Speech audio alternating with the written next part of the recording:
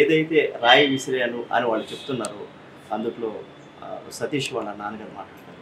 Sir చెప్పండి sir, మీ అబ్బాయిని అక్కడ యాక్చువల్గా జరిగింది ఏం లేదని చెప్పేసి అంటున్నారు. పక్కన చూస్తుంటే మీ అబ్బాయి అక్కడ ఉన్నారు, అసలు జరిగింది ఏం సార్? మొన్న వెళ్ళాను సార్, కలుతామండి మా అబ్బాయిని.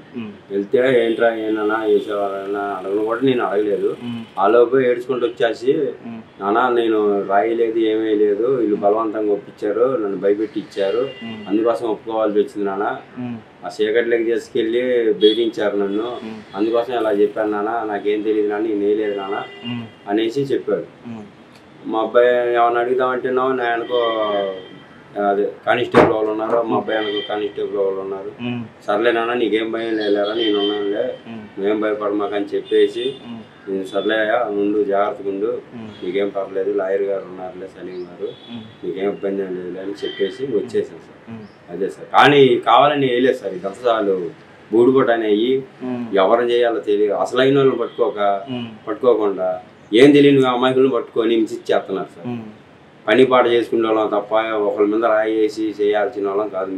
పొద్దున్నేత పనికి వెళ్తూ ఉంటాం, మళ్ళీ సాయంకాలం 5:30, 6ంటికి వస్తూ ఉంటాం, మళ్ళీ దండం తింటాం, పనుకుంటాం, మళ్ళీ పొద్దున్నే పనికి, అంతే. ఇంకా అంతవరకే కానీ మాకు తెలిసింది రాళ్ళు వేయాలా ఇవన్నీ అంటే మాకు తెలియదు సార్. సార్ ఇంకో విషయం అంటే, ఆ రోజు మీ అబ్బాయిని ఎక్కడ తీసుకెళ్లారంట, ఎక్కడ బెదిరించారంట, ఏం చూపించి బెదిరించారు? ఎక్కడికంటే చీకట్లో తీసుకెళ్లారు నాన్న, అటు అందరి రోడ్లు, అటు గుణం సైడ్ ఎంచర్లు, మేము పనులు చేసే చోట ఎంచర్ అవి ఉంటాయి కదా సార్, అటు అని అన్నాడు. చీకటి రోడ్డు నాన్న, నాకేం కనపడలేదు, చీకటి రోడ్లోకి తీసుకెళ్ళి బెదిరించారు, గొంగల గేట్ ఉంది, అదే అంటున్నాడు. అదే చెప్తున్నాడు సార్. నేనేమో ఇంకేం అడగలేకపోతున్నాను. అంటే తుపాకులు పేల్చేస్తాను నువ్వు చెప్పు అది ఇది అని అన్నారంట. సరే అని బెదిరించారు నాన్న అని అన్ని ఏడుతున్నాడు, బాగా ఏడుతుంటే సరే నాన్న నువ్వేం ఆడమాకరా అనేసి నేనే చెప్పి ఆ ధైర్యం చెప్పేసి, వెనకాలేమో కానిస్టేబుల్ ఒకళ్ళు ఉన్నారు, నా వెనక ఆడడానికి ఒక కానిస్టేబుల్ ఉన్నారు. ఇంక సరేలే ఇంక నేనేం మాట్లాడలేక ఇంకా సరే నాన్న జాగ్రత్తగా ఉండు, నీకేం భయం లేదు, లాయర్ గారిని పెట్టుకున్నాం. కానీ ఆ రోజు మేము అబ్బాయికి పనికెళ్ళి వచ్చాడు, ఇంటి దగ్గర ఉన్నారా, ర్యాలీకి ఏమైనా వెళ్ళాడా? ర్యాలీ కంటే వెళ్ళలేదు సార్. అంటే మా సింగనారు అంటే సీఎం వస్తున్నారంటే ఎవరన్నా, ఇప్పుడు ఒక హీరో కానీ ఎవరన్నా వస్తున్నారంటే చూడాలని ఆశ ఉంటుంది కదా సార్. ఒక దాదాపు కొన్న వాళ్ళు ఒక 200, 300 ఇస్తా అని చెప్పేసి తీసుకెళ్ళారని చెప్పేసి అంటున్నారు. అది ఎంతవరకు నిజం ఏమో మాకు తెలియదు సార్. అంటే ఆడవాళ్ళందరూ అదే అంటున్నారు, నాకైతే తెలియదు. నేను అప్పుడు లేని సీఎం వచ్చినప్పుడు కూడా, ఆ రోజు చిన్నారం కదా, చిన్నారం నేను పేమెంట్లకి వెళ్ళాను, మేస్త్రి దగ్గర పేమెంట్లు తీసుకున్నాను. మీ అబ్బాయి వెళ్ళాడంట? మా అబ్బాయి అని చూడడానికి వెళ్తారు కదా సార్, ఇప్పుడు తెలియదు ఏముంది. అంటే మీ అబ్బాయి గంగాన్ గుడి దగ్గరికి వెళ్ళాడా లేకపోతే? లేదు సార్, మా ఆర్చి దగ్గరికి వెళ్ళారంటే నేను ఒప్పుకుంటా, కానీ అటు సైడ్ అయితే వెళ్ళారు సార్. అటు వివేకానంద, అటు కృష్ణ సెంటర్ అవి తిరగదు సార్. ఇక్కడ ఇటు తిరగడానికి వాళ్ళు కనాక ఇష్టం అది సార్. అటు మాత్రం వెళ్ళారు కొట్టారంటే అసలు నమ్మం సార్. మేము అసలు చెయ్యరు సార్. వీళ్ళు ఎవరో కొట్టిన వాళ్ళని వదిలిపెట్టేసి వాళ్ళ చేతికి దొరికిన వాళ్ళని తీసుకొని వెళ్ళేసి హింసించేసి ఇచ్చేస్తున్నారు తప్ప రెండోది ఏం లేదు సార్ దీంట్లో. జగన్ మీద రాళ్ల దాడి చేశారంటూ మన యాక్చువల్గా జరిగిందో లేదన్న విషయం పక్కన పెడితే, యాక్చువల్గా అయితే కనపడాలి కదా అక్కడ, అటువంటిది ఏం జరగలేదు అని మన దుర్గారావు గారు అంటారు. చెప్పండి సార్, మీరు రాళ్ల దాడి జరిగిందని భావిస్తారా, జరగలేదని భావిస్తారా? అసలు ఇది అంతా జరిగిందనే ఆలోచన కూడా నాకు లేదు. కాకపోతే ఇది ఏం జరుగుతుందో మాత్రం బయట అయితే నాకు తెలియట్లేదు. విషయం ఏంటంటే, ఇక్కడ సింగినార్ ఒడ్డు కాలనీ ప్రాంతాన్ని ఎంచుకోలేదు.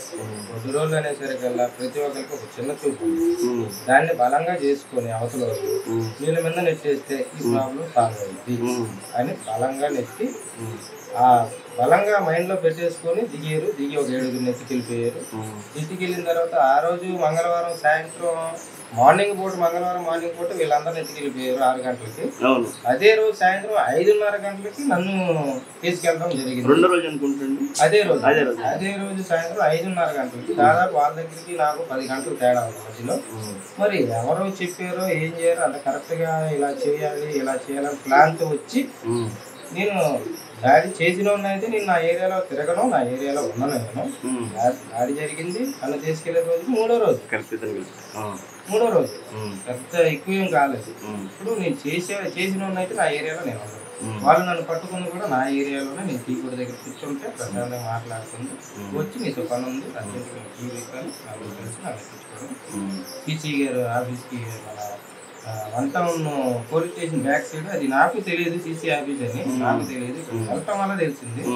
ఆడికి వెళ్ళినాక పలు ఆఫీసర్లు రకరకాల వాళ్ళు వస్తున్నారు, నువ్వే చేసావంట, ఒప్పేసుకుంటే లైఫ్ బాగుంటుంది, త్వరగా బయటకు వస్తావు, అది ఇదని పలు మంది పెద్ద ఆఫీసర్లు. ఇక్కడ చిన్న స్థాయిలో ఎవరు లేరండి.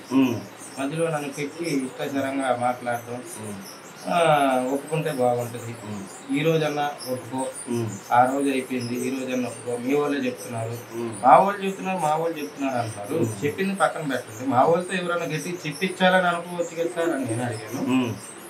లేదు మీ వాళ్ళు అంత బలంగా చెప్పి, మా వాళ్ళతో మీరు బలంగా చెప్పియొచ్చని అంటే మీరేం నేను అనలేదు సార్, ఎవరైనా అలా క్రియేట్ చేయొచ్చు, అలా కూడా జరుగుతాయి కదా సార్, నేనే చేశానని గ్యారంటీ అవును, ప్రూఫ్ ఎవిడెన్స్ ఏమైనా ఉన్నాయా, ఉంటే చూపించు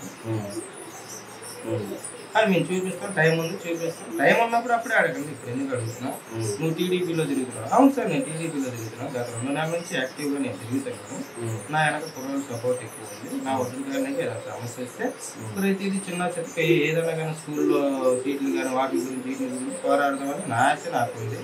ఎందుకంటే ప్రతి వాళ్ళు ఇప్పుడు మీరు ఎలాగ మా వడ్డలు చిలకని చూసారో స్కూళ్ళల్లో కూడా బయట కూడా అలాగే చూస్తున్నారని, మా వాళ్ళకన్నా ఒక ఐక్యత ఉండాలి, మా వాళ్ళకన్నా గుర్తింపు ఉండాలి, నేను దానికి టీడీపీలో జాయిన్ అయ్యి పోరాడుతున్నాను. దీన్ని మీరు బలంగా పెట్టుకొని నన్ను అడుగుతున్నారని నాకు తెలుస్తుంది సార్ అంటే, లేదు మీ నాయకులు ఎవరైనా చేయమన్నారా అన్నారు. తర్వాత అమ్మతో మళ్ళీ మీరు ఉమాగారు చేయమన్నారు.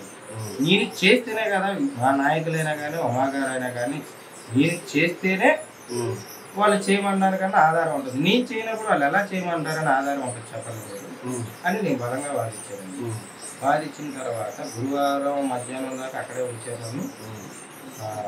పోలీసు వారు కూడా కొంచెం వాళ్ళు ర్యాష్గా ప్రవర్తించిన తర్వాత చూసుకోవడం కూడా నాకు వెళ్ళి కొద్దిగా అనుభూతి చూపించారు, బాగానే చూసుకున్నారు. మళ్ళీ అక్కడ చెప్పట్లేదని మళ్ళీ గురువారం మధ్యాహ్నం 3 గంటలకి నన్ను మైలవరం స్టేషన్కి తీసుకెళ్ళి అక్కడ శనివారం మధ్యాహ్నం 2 గంటల దాకా ఉంచి అక్కడ ఇంట్రాగేషన్ గట్టిగా చేశారు నా మీద.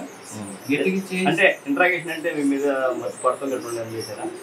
ఇంకా కొడతాం అన్నది అయితే పెద్దగా ఏం లేదు కానీ గుచ్చి మానసికంగా చెప్పటం, ప్రతిదీ చెప్తే బాగుంటుంది, నీ పిల్లలు ఎదురు చూస్తున్నారు వెళ్ళిపోతావు, చెప్తే బాగుంటుంది, అక్కడ పిల్లలు ఎదురు చూస్తున్నారు, లేదు నీ వెనక ఏ నాయకులు ఉన్నారు, నేను ఇది ఒకటి, నీ వెనక ఏ నాయకులు చెప్పేసి పర్లేదు సార్, నేను చేయనప్పుడు మీరు ఎంత కొట్టాలనుకుంటే కొట్టండి, మీరేం చేయాలనుకుంటే చేయండి, నేను నిజాయితీగా ఉన్నప్పుడు ఆ విషయం మీకు తెలుస్తారు.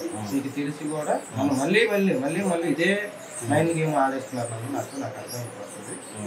సరే ఇంతవరకు వచ్చింది కాబట్టి నేను తప్పు చేయలేదు, ఏం చేసుకుంటాను చేసుకోండి,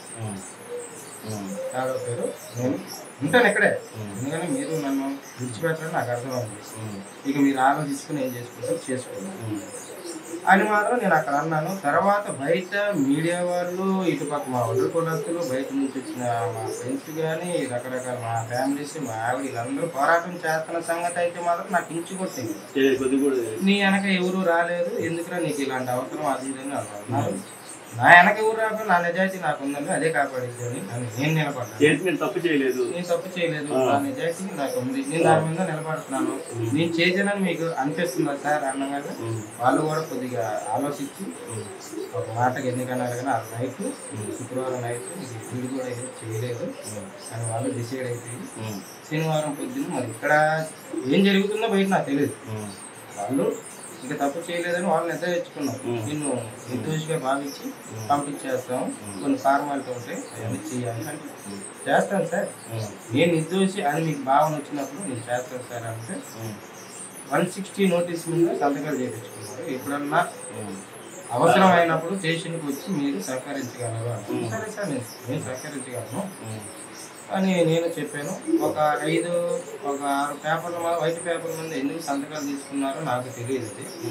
ఏంటంటే కొన్ని రాసుకునే ఉన్నాయి, నీకైతే ఎటువంటి ఇబ్బంది అయితే లేదు, మాది హామీ అని ఇక్కడ ఉన్న సిపి గారు, ఇక్కడ రాజరాజపేటలో ఉన్న సిఐ గారు చెప్పారు. సార్ మీరు హామీ ఇస్తున్నారు, మిమ్మల్ని నమ్మి నేను సంతకాలు చేస్తాను, నా ఫ్యామిలీ నేను, రేపు నాకు ఏమైనా ప్రాబ్లం ఉంటే దానికి చూసి అని నేను బలంగా మాట్లాడుతూ వాళ్ళు కూడా నమ్మకం ఇచ్చారు. ఇచ్చి నైట్ 10:30కి తెచ్చి ఇక్కడ పోలీసు వాళ్ళు అన్నారు.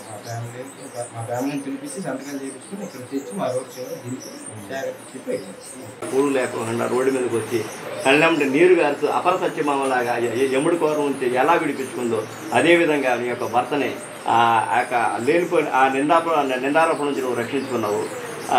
దీని పట్ల ఏ విధంగా ఫీల్ అవుతుంది? ఆయన ఏ తప్పు చేయలేదు కాబట్టి న్యాయం కోసం పోరాడాం.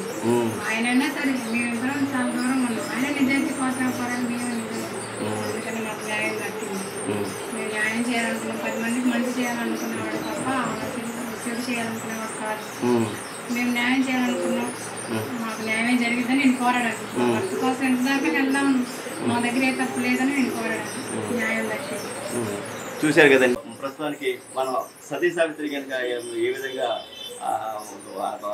ఆ కోర్వం జన తెప్పించిందో అట్లయినా ఈ ఈ ఈ నిందారోపణ నుంచి ఏ విధంగా సత్యభామ ఏ విధంగా పోరాడిందో మనం చూసాము. అదేవిధంగా తన భర్తను రక్షించుకోవడం గత 3 రోజుల నుంచి ఆ పిల్ల పాపలతో తను రోడ్డు మీదకి ఎక్కి ఇక్కడున్న స్థానికుల సహకారంతో ఇటువంటి రాజకీయ నాయకులు ఒత్తిడి లేకపోయినా సంఘాల యొక్క ఇది లేకపోయినా తాను ఇక్కడ వాళ్ళతో కలిపి అక్కడ కూర్చొని స్టేషన్ చుట్టూ తిరిగి మీడియా చుట్టూ తిరిగి వాళ్ళందరినీ ఇది చేసి తన యొక్క బాధను వినిపించి తన భర్తను వినిపించుకుంది. అదేవిధంగా ఇప్పుడు యాక్టివ్గా ఉండిపోతుంది. అంటే తను చేసిన పాపం ఏంటంటే చుట్టుపక్కల వాళ్ళకి ఏమన్నా ప్రాబ్లం వచ్చినా కదా దాన్ని వెంటనే ఉండి స్పందించే గుణం తనకి దుర్గా రాకుండా ఈరోజు చేసుకున్న ఆయన ఆ పాపం అయింది. అదే ఆయన్ని తీసుకుని వెళ్ళింది. కాకపోతే వేరే పార్టీ ఉండటం వల్ల వాళ్ళు ఉందని చెప్పేసి వాళ్ళు తీసుకుని వెళ్ళింది. ఏదైనా న్యాయం గెలిచింది. అదేవిధంగా విజయవాడ పోలీసు వారు అది జరిగిందా లేదా, అసలు సంఘటన జరిగిందా లేదా అనే చాలా ఆరోపణలు వస్తున్నాయి. దాని మీద ఇన్వెస్టిగేషన్ చేయాలని చెప్పేసి కోరుతున్నాం.